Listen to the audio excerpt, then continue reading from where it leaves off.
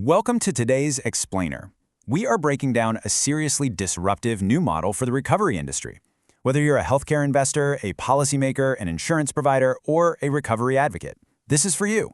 We're looking at a fascinating proposal derived straight from the ROFA Academy clinical sessions that completely rethinks how we treat addiction. Instead of relying on a slow, often ineffective political bureaucracy, this model proposes a self-sufficient franchise funded by value-based insurance. It is a radical shift from just treating symptoms to investing in the actual architecture for a fresh start. Here is what we'll be looking at today: the rehab dilemma, bricks on water, substrate economics, a sustaining ecosystem, the operating system, and re-architecting recovery.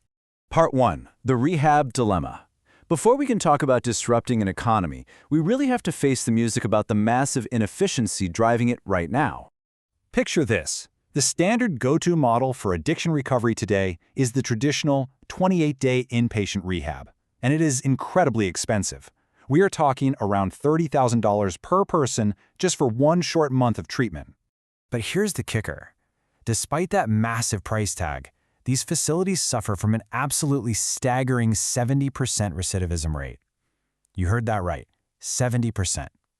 That means the vast majority of patients are walking right back through those doors a few months later.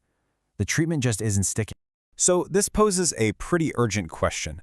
Why on earth are we continuing to fund short-term recaps that demonstrably fail? We are literally pouring billions into a system that yields a 70% failure rate. Economically speaking, it's a completely unsustainable loop. Moving on to Part 2, bricks on water. To understand exactly why this failure happens so consistently, we need to look at a concept introduced in the clinical sessions by ROFA facilitator Chris. The core problem is actually pretty straightforward. We are trying to teach high-level cognitive behavioral therapy and pro-social coping skills to folks who are then going straight back to homelessness or isolation. Think about it. Without the foundational substrate of safe, stable housing, all of those expensive cognitive skills are structurally doomed to sink right to the bottom. As Chris perfectly put it during the sessions, delivering pro-social skills without a stable physical floor is literally just building bricks on top of water. I mean, it doesn't matter how solid the bricks are, right? If there's no foundation, the whole structure comes crashing down. All right, Part 3, substrate economics. Let's pivot from philosophy over to the actual economics and look at the math behind a proposed alternative. Because if building on water is the problem, what does it actually cost to build on solid ground? Well, the ROFA sessions propose a much leaner, highly targeted $10,000 16-week solution. Here's how it breaks down. Exactly half of those funds, so $5,000, goes directly toward the substrate. That secures 90 days of safe, stable housing for the individual. The other $5,000 pays for the facilitation. This employs certified instructors to teach critical pro-social skills like cognitive behavioral therapy and moral recognition therapy. Basically, it gives them the absolute essential frameworks for better decision-making and emotional regulation. And this is where the ROI becomes impossible to ignore. When you compare the two models side by side, this new substrate model actually doubles the duration of care to 16 weeks, and it cuts the cost by an incredible 2/3. Plus, it projects a 60% success rate in preventing the need for future treatment. That is an absolute game changer for both economic efficiency and human outcomes. Now, you might be wondering how we pay for this. This entire shift relies on what's called value-based insurance funding. With this model, we're creating real systemic accountability. Insurance companies are no longer just writing blank checks for isolated symptom management or, just counting the days a bed happens to be occupied. Instead, they are paying for an actual, tangible outcome, which is producing a self-sufficient, productive member of society. Which brings us to Part 4, a sustaining ecosystem. Because to prove to investors and policymakers that this model isn't just relying on endless charity, we have to look at how it sustains itself. We aren't just talking about a house here, we're talking about an entire ecosystem. As you can see, value-based funding creates this incredibly sustainable cycle. It functions almost like a giant flywheel. The initial investment doesn't just disappear into the ether, it actively redirects money back into the community to keep the local ecosystem thriving. Inside the house, residents actually become part of an internal microeconomy. The goal is self-sufficiency, which runs about $200 a week per resident. But say someone can't get a traditional job right away because of their record. The model accounts for that. They use clever barter systems like the Danny Rides initiative, where a resident can give ride shares to others to cover their own rent. Plus, there is an ethical 20-20-10 profit split baked right in, designed to route funds back to local community groups like the Reach Out Day Shelter. It ensures the whole community rises together. And it gets better, because the ecosystem builds its own workforce. Look at the life cycle of a resident. Once they graduate the 16-week program, they don't just leave and say goodbye. They have the opportunity to step up into a house leader role, and eventually, they can even become a paid facilitator themselves. It's a brilliant pipeline.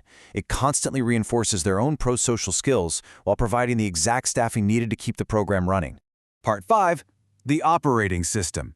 Now, a model is obviously only as good as its ability to scale, right? But how do you fix a national crisis without building some rigid corporate franchise? Well, you build an operating system.